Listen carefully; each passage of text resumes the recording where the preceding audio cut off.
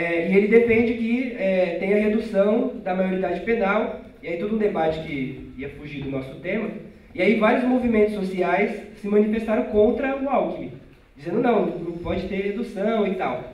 E aí colocaram vídeo no YouTube, falando contra. E aí é interessante, impressionante o tanto de pessoas negras, trabalhadoras, como nós, que escreviam embaixo, dizendo não, mas eu também sou trabalhador, também sou negro, e eu acho que bandido tem que estar na cadeia, não sei o quê, não sei o quê, não sei o quê.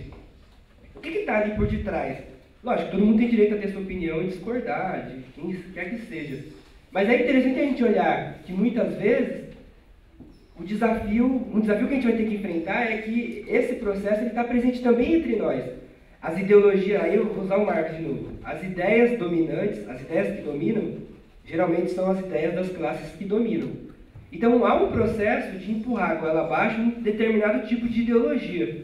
E muitas vezes isso é vitorioso. E esse é um dos principais desafios quando a gente pensa a luta negra. Tanto na escravidão quanto no tempo presente. Então aquele é o primeiro desafio. O racismo provocou impactos profundos na nossa subjetividade, na nossa forma de ser humano. E não dá só para olhar para fora sem fazer uma revisão de toda essa destruição, de todo esse estrago que o racismo fez em nós.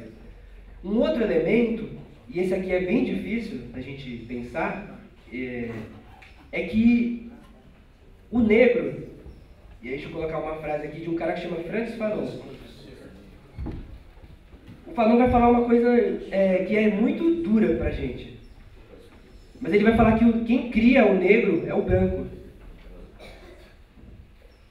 Olha que interessante. Vou explicar. O Fanon vai dizer que para o africano, antes da escravidão, antes do capitalismo, não existia negócio de negro e branco, existia ser humano. Só que quando chega o mercantilismo, quando chega o europeu e vai buscar o africano como escravo, a gente vai ver que a escravidão, aos poucos, ela se volta contra os africanos. Mas como que eu justifico? Inclusive o capitalismo, numa época que ele está se universalizando, quando a gente chega no século XIX, 18 para 19, o pressuposto do capitalismo é igualdade, liberdade, fraternidade. Como justifica, nesse contexto, eu tratar o outro como inferior? Eu preciso acreditar que ele não é igual a mim. Então a igualdade da Revolução Francesa, ela servia para os franceses, mas não servia para o Haiti, que era a colônia da França, por exemplo. E que depois que o terremoto a gente viu todos os estragos, eu vou falar do Haiti daqui a pouco. Então, quem vai criar a ideia de negro é o racismo europeu. É para chegar no outro e poder dominá-lo que eu invento a ideia de que ele não é tão humano quanto eu. Ele é negro. Então, o racismo cria o humano como universal, e quando a gente vai olhar em todas as reflexões filosóficas sobre o que é ser humano, o que é ser civilizado, geralmente a gente vai estar falando de um europeu. O racismo europeu vai criar a ideia de que nós, europeus, brancos, somos humanos. E quem não é europeu não é tão humano assim. Então os negros aparecem como os outros. Sempre falo disso, já falei aqui, a gente consegue falar de cultura negra, eu especifico, cultura japonesa, mas eu não falo cultura branca, porque a cultura branca, europeia, já é a expressão da própria cultura. Uma pessoa culta é alguém que domina a cultura europeia, é alguém que domina a norma culta, linguística, é alguém que domina música erudita, Beethoven, Bach, e etc, etc. Então, insisto, o Fanon vai dizer, quem inventou esse negócio de negro? Foi o próprio racismo. E o racismo inventou porque ele precisava diferenciar esse outro do europeu. Para o africano não existia essa dimensão. Não sei se alguém aqui já conheceu algum africano, puro sangue, África mesmo. Muito africano, quando veio para o Brasil, ele demora um pouco para entender essa lógica brasileira, de negro e branco. Porque, dependendo do país, isso não é nenhuma... o racismo não passa por aí. Passa mais quando o cara sai da África e vai ser imigrante na Europa, aí ele passa a ser o outro. Mas dentro do contexto africano, isso não tá, nem sempre isso está colocado. Então o que eu estou chamando a atenção, para não ser repetitivo, é que o negro é uma criação do racismo. É o racismo que pega alguns seres humanos, a partir da cor, diz, vocês são negros, vocês não são humanos. Tanto que a gente fala o negro, mas a gente não fala o branco. Tem uma menina lá, aquela negra, mas eu não falo assim, aquele branco ali, você podia chamar aquele branco ali? Eu não falo, mas eu consigo falar aquele negro, aquele preto. Então eu só especifico aquilo que é o outro, o que é universal não precisa ser especificado. O que o Fanon está chamando a atenção para a gente? É que não existe um negro em si, essencial. Precisou haver o racismo para nos diferenciar e construir a ideia de negro. Se ficar muito absurdo o que eu estou falando, depois a gente abre, ou vocês me interrompam também, para a gente pensar junto. Então o negro é uma criação do branco. Isso coloca um dilema muito grande para a gente pensar a luta negra. Porque para o Fanon não existe uma essência negra. Aliás, ele vai falar que essa coisa de que o negro é bom do corpo, da ginga, ele fala que quando eu digo isso, eu também estou concordando que o branco é melhor que o intelecto. Então ele fala, cuidado, porque o negro é tão bom no intelecto quanto o branco. E cuidado, o branco também tem a sua corporeidade. É só exercitar. É lógico que ele vem de uma cultura que podou isso durante vários séculos. Sociedade medieval, depois capitalismo, indústria. Mas ele também, tanto que a caça às bruxas, a própria Inquisição, um filme fantástico para isso é a Bruxa de Blair, que todo mundo já deve ter visto. Você tem lá as meninas lá dançando em círculo. Aquilo é uma corporeidade da ancestralidade europeia. E aí tem todo um processo de perseguição a essa corporeidade. Então não é verdade que essa corporeidade é só do negro, é uma essência. Porque se eu concordar que isso é essência negra, então eu vou ter que dizer qual é a essência branca. E aí eu venho pra cá pra cabeça. Aí ferrou, porque na sociedade que a gente está é a cabeça que comanda o corpo. E aí a gente está de novo no espaço do outro.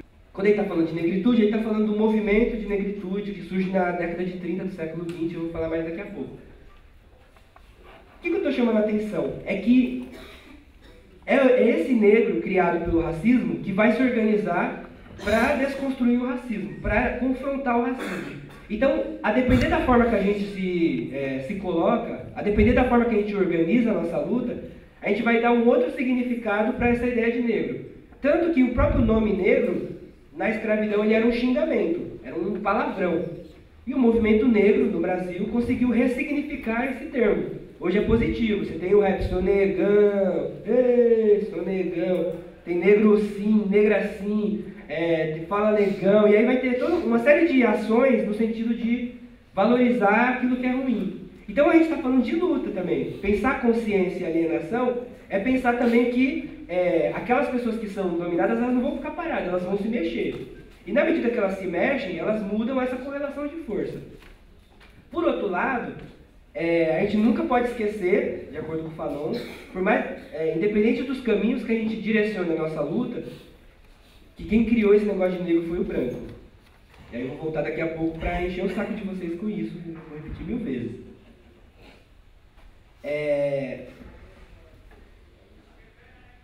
E aí a gente precisa dizer algumas coisas, né?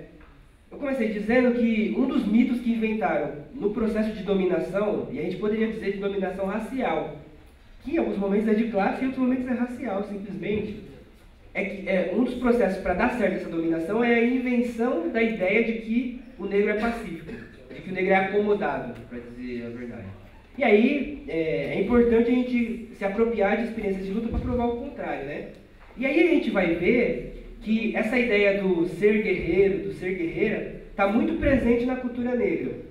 Aliás, quando a gente pega a mitologia, e aqui é da mitologia iorubá, a gente vai ter a mitologia de Yansan, por exemplo, que aparece como uma divindade guerreira. E aí é interessante por ser uma divindade com representação feminina, né? A gente está falando de uma mulher guerreira que também quebra o imaginário espartacano, espartaquista dos 300, que a Europa construiu. Quando a gente pensa a luta, não dá para deixar a mulher de fora, porque na experiência africana, essas coisas não se separam da forma que a Europa separou, não que não haja separações. Mas o que eu queria frisar é que tanto é mentira que o negro é acomodado, é tão mentira que na própria mitologia religiosa a ideia da guerra, ela aparece como um dado sagrado, inclusive. Então é importante a gente retomar isso para inclusive pensar a cultura não só como, que exótico, olha aquilo lá que engraçado, que interessante, não, mas pensar a função que essa cultura tem nesse processo de luta aqui, ó. Nesse processo de reconstrução da sociedade, de reorganização. Aliás, tem um autor chamado Clóvis Moura, que ele fala que, quando a gente pensa nas religiões, ele fala que na escravidão, as religiões foram, junto com a língua, as duas principais formas de resistência. Depois vieram o quilombo, vieram outras coisas, mas na religião, na resistência religiosa que se começa o processo de enfrentamento. Porque se o sistema precisava transformar o escravo em coisa, em mula, em peça, preservar essa herança cultural era extremamente subversivo. Só que essa preservação, ele fala, não se dá assim do nada. Só vai ser preservado aqueles elementos que têm uma função de resguardar, uma função de proteger e ao mesmo tempo de fortalecer esse negro para o processo de luta. O Clóvis Moura fala que toda aquela simbologia cultural que não tinha essa função, ela acabou se perdendo com o tempo. O que sobreviveu? Aquilo que foi fundamental para a resistência política e social dos africanos e dos seus descendentes no Brasil. Então, pensar a cultura negra só faz sentido se a gente pensar aqui, ó, nessa linha aqui, ó, da luta política. Então, na escola, não adianta nada eu levar uma roda de capoeira no 20 de novembro e não dizer, por exemplo, que a capoeira foi perseguida, mas que hoje outras expressões de cultura africana ainda são. Não adianta nada eu fazer mostrar, que bonita a cultura negra, olha que exótico, sem eu discutir que o racismo continua, sem eu discutir o quanto essa forma de pensar o mundo ainda é combatida, e como que esse combate ainda está dentro de um projeto de alienação. Esse é um ponto interessante quando a gente pensa o debate das relações raciais, que a demonização das expressões de luta são estratégias para manter o sistema, né? Então, a gente sempre precisa dizer, vou voltar aqui, né, que independente de qual seja a religião da gente, a gente precisa saber que se bate tanto nas religiões de matriz africana justamente porque elas têm essa função aqui de preservar, de resguardar, de fortalecer esse povo que vem de baixo e que está o tempo inteiro ameaçando a ordem. É só por isso que eu preciso demonizar essas expressões. Então essa demonização ela aparece de várias formas, né? Ela vai desde dizer assim, é tudo bandido, é tudo maloqueiro, até dizer chuta que é macumba. Né? Então você tem um processo que ele é muito amplo, e aí pensar o racismo é pensar como essas coisas se cruzam. Então eu concordo com o que a Dani está colocando.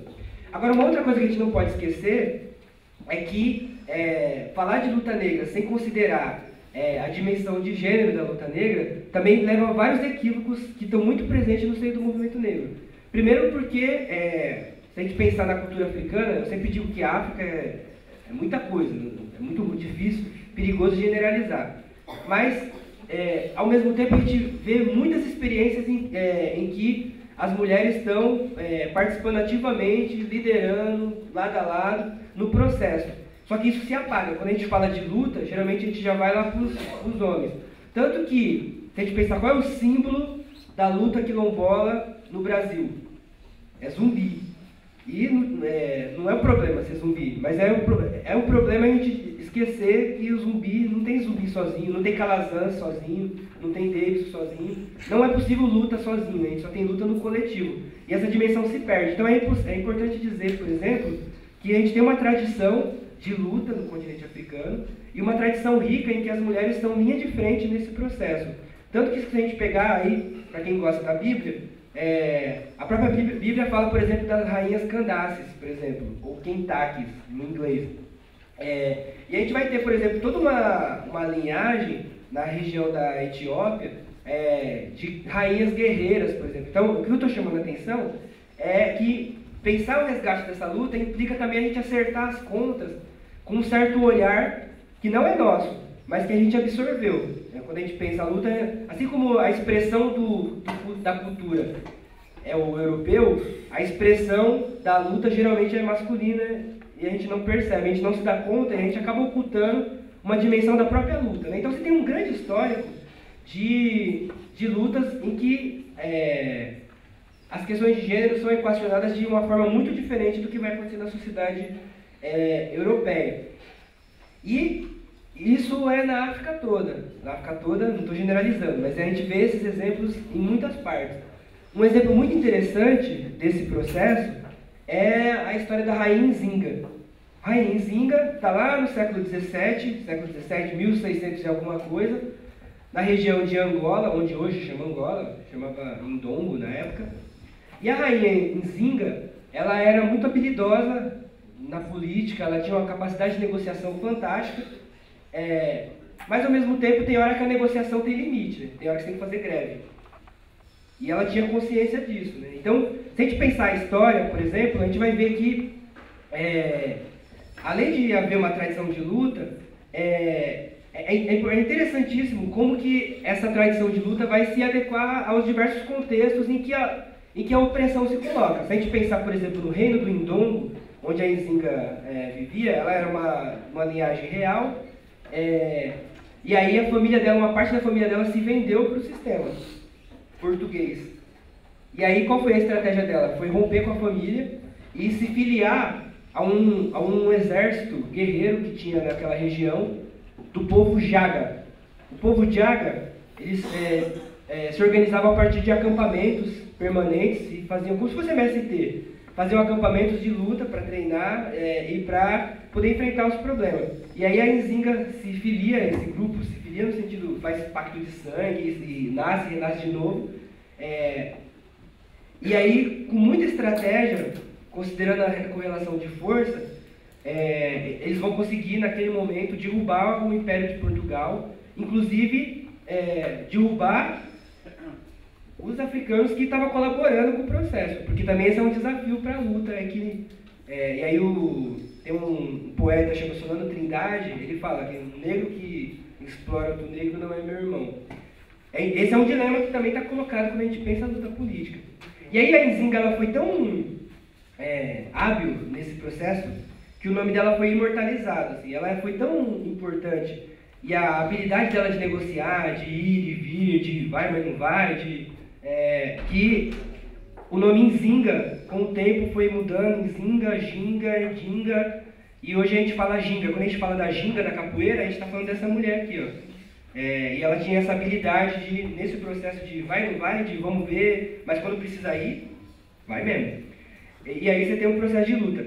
É importante a gente retomar isso, porque a nossa luta também exige essa Nzinga o tempo inteiro, na medida em que muitas vezes o inimigo não está tão longe. Muitas vezes as dificuldades estão presentes estão muito próximas de nós, né? Então esse é um desafio que está colocado nessa dimensão de luta. Uma coisa interessante, uma curiosidade, a Nzinga, ela vai se filiar ao grupo dos guerreiros Jagas. E esse grupo guerreiro tinha um nome, alguém sabe?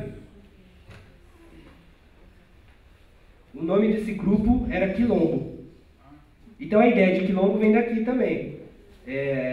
Inclusive existem quilombos em Angola até hoje, que são esses grupos. E isso acontece na mesma época do Quilombo dos Palmares, com formas de organização muito parecidas, o que mostra que há, inclusive, uma preservação de alguns valores culturais dentro de um contexto de luta política. Mas as lutas não param por aí, e outras lutas surgirão. Na verdade, em todo o processo escravista foi muito tenso. O Clóvis Moura, no livro que chama Sociologia do Negro Brasileiro, ele fala que uma coisa que caracteriza a escravidão é a violência. Por quê? Porque o escravo não aceita em nenhum momento essa posição aqui que reserva para ele. Em nenhum momento. Então, o sistema escravista é uma tensão constante. Tensão, né? Não há tensão. É uma tensão muito forte, porque o tempo inteiro o sistema pode explodir. Então, quando a gente olha a história do Brasil, a história das lutas, e a gente vai falar no próximo encontro das lutas operárias, a gente vai ver que o tempo inteiro houveram lutas de diversas formas. E as lutas eram várias, iam desde revoltas mesmo, de sair arregaçando tudo, passar o cerol, até lutas individuais. Às vezes eu não posso organizar uma fuga para o quilombo, mas eu posso cuspir no feijão da patroa que eu estou fazendo. E isso tem uma função, do ponto de vista de sobrevivência psíquica, para aguentar todo o peso que é o sistema escravista. Então, olhar para essas lutas é fundamental. E a luta mais expressiva de todas, quando a gente olha o processo escravista, é a Revolta de São Domingos. Revolta de São Domingos foi numa ilha chamada São Domingos, que era uma ilha colônia da França. O Brasil foi colônia de Portugal, São Domingos era uma colônia da França, lá perto de Cuba, perto da Jamaica. E aquela revolta vai se transformar num processo revolucionário, e a gente vai ter a primeira revolução negra da história.